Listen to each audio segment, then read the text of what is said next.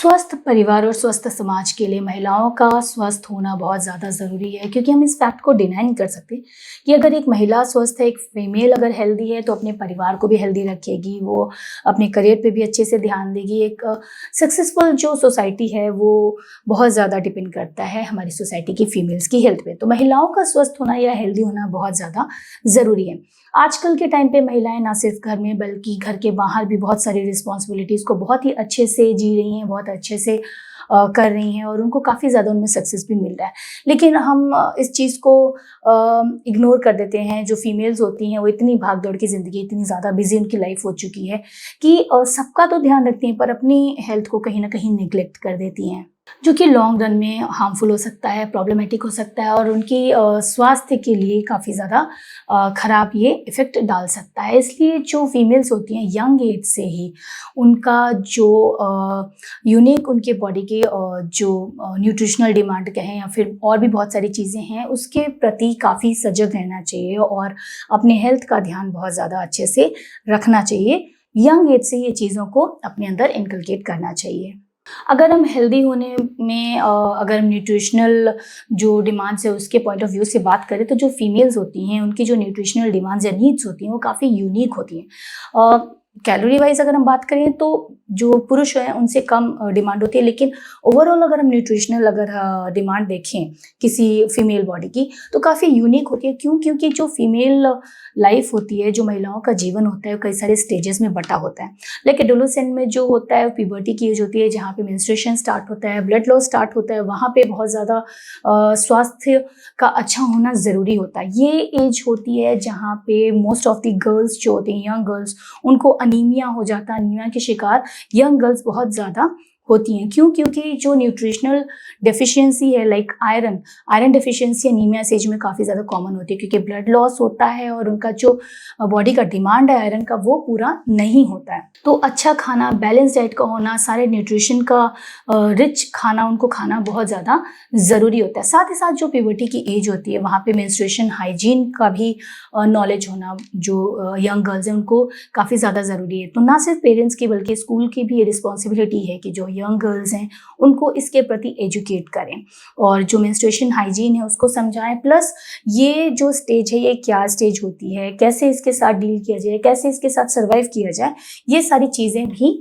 Young girls को समझाना और एजुकेट करना बहुत ज़्यादा ज़रूरी होता है। उसके बाद नेक्स्ट आता है हमारा जो रिप्रोडक्टिव एज होती है फीमेल्स की, जिसमें कि वो प्रेग्नेंट होती हैं, प्रेगनेंसी होती है, ब्रेस्ट फीडिंग होती है। इसमें काफ़ी ज़्यादा चेंजेस होते हैं बॉडी में, हार्मोनल चेंजेस हैं, फिजिकल चेंजेस हैं। जो बॉडी की डिमांड होती है, न्यूट्रिशनल डिमांड होती है, वो कई फोल्ड्स बढ़ जाती है, राइट।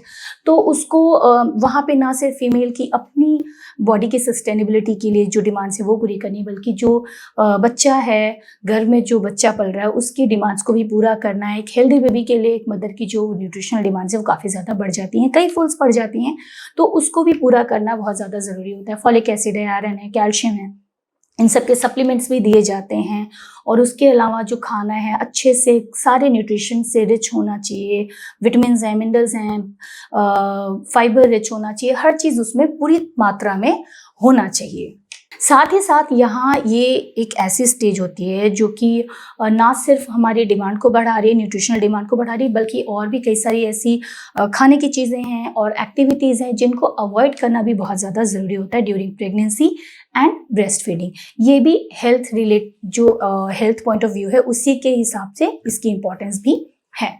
देन उसके बाद आती है मेनोपॉज की स्टेज, जहाँ पे ड्रामेटिकली फिर से बहुत सारे चेंजेस बॉडी में होते हैं, हार्मोनल चेंजेस काफ़ी ज़्यादा होते हैं जो कि साइकोलॉजिकली भी जो फीमेल है उसको काफ़ी ज़्यादा अफेक्ट करते हैं।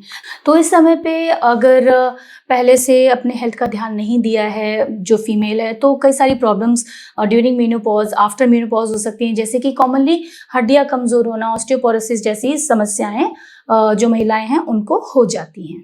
तो हर एक महिला को, हर एक फीमेल को थ्रू आउट द लाइफ एक अच्छा हेल्दी बैलेंस डाइट का लेना बहुत ज़्यादा ज़रूरी होता है। महिलाओं में काफ़ी ज़्यादा न्यूट्रिशनल डेफिशिएंसी के केसेस देखे गए हैं और ये क्योंकि जैसे कि जो मैंने बताया कितने सारे स्टेजेस होते हैं, तो ये जो डेफिशिएंसीज़ हैं महिलाओं को अलग-अलग स्टेजेस होने की वजह से, जहाँ पे जो फीमेल है उसकी बॉडी अलग-अलग फिजिकल और हार्मोनल चेंजेस से गुजरती है, तो जो ये डेफिशिएंसीज़ हैं वो बहुत बुरी तरह से अफेक्ट करती हैं। लाइक जो महिलाएँ हैं कॉमनली उनको अनीमिया की प्रॉब्लम, हड्डियाँ कमज़ोर होने की प्रॉब्लम, ऑस्टियोपोरोसिस है, थकान रहना, कमर दर्द की दिक्कतें, कई बारी हेयर लॉस जैसी प्रॉब्लम्स भी हो जाती है। सारे न्यूट्रिशनल डेफिशिएंसीज की वजह से ही होती हैं। और ये जो प्रॉब्लम्स हैं मोस्ट कॉमनली कैल्शियम की कमी है, आयरन की कमी है, विटामिन डी की कमी, विटामिन B12 की कमी, ये कॉमनली जो डेफिशिएंसीज होती हैं इन जो न्यूट्रिशंस हैं इनकी कमियों से होता है। तो इन डेफिशिएंसीज को कंपनसेट करने के लिए, पूरा करने के लिए जो खाना है वो रिच होना चाहिए, जिसमें कि सारे न्यूट्रिशंस होने चाहिए, जिसके लिए कि जो फल और सब्जियां हैं वो अच्छी मात्रा में लेना चाहिए। मिल्क एंड डेयरी प्रोडक्ट्स जो होते हैं उनका इस्तेमाल करना चाहिए। मीट, एग, फिश इसका इस्तेमाल करना चाहिए। साथ ही साथ एंटीऑक्सीडेंट्स और ओमेगा 3 से रिच जो नट्स होते हैं उनका इस्तेमाल करना चाहिए। दालें अच्छी क्वांटिटी में लें। सीरियल्स हैं, इन सब का इस्तेमाल अच्छे से करना चाहिए ताकि कोई भी न्यूट्रिशनल डेफिशिएंसी का सामना ना करना पड़े। उसके बाद ये तो बात हमने की न्यूट्रिशनल डेफिशिएंसीज जो कि कॉमनली महिलाओं में होती हैं। उसके अलावा एक्सरसाइज की भी बहुत ज़्यादा इंपॉर्टेंस है ताकि जो बॉडी की फ्लेक्सिबिलिटी है वो बनी रहे। साथ ही साथ जब हम एक्सरसाइज करते हैं तो बहुत सारे ऐसे हार्मोन्स होते हैं जो रिलीज होते हैं और हमें फील गुड फैक्टर देते हैं, और भी बहुत सारे ऐसे हेल्थ इश्यूज होते हैं जो रिजॉल्व हो सकते हैं अगर हम डेली बेसिस पे एक्सरसाइज करते हैं। तो प्रत्येक महिला को, हर एक फीमेल को कम से कम 15 से 30 मिनट की एक्सरसाइज डेली करनी चाहिए। वो ज़रूरी नहीं है कि कोई स्ट्रेनस एक्सरसाइज हो या उसके लिए अलग से जिम जाया जाए। वॉक भी कर सकते हैं, जॉगिंग कर सकते हैं, रनिंग कर सकते हैं, और ज़ुम्बा है वो कर सकते हैं, एरोबिक्स है, इवन डांस भी कर सकते हैं। तो ये सारी चीज़ें जिसमें भी आपका इंटरेस्ट हो, कोई भी एक इंटरेस्ट का चीज़ लीजिए और उस चीज़ को फॉलो कीजिए। योगा भी कर सकते हैं। तो किसी भी तरीके का एक एक्सरसाइज हमें डेली फिजिकल एक्टिविटी कम से कम आधे घंटे के लिए अपने लाइफ में ज़रूर इंक्लूड करना चाहिए।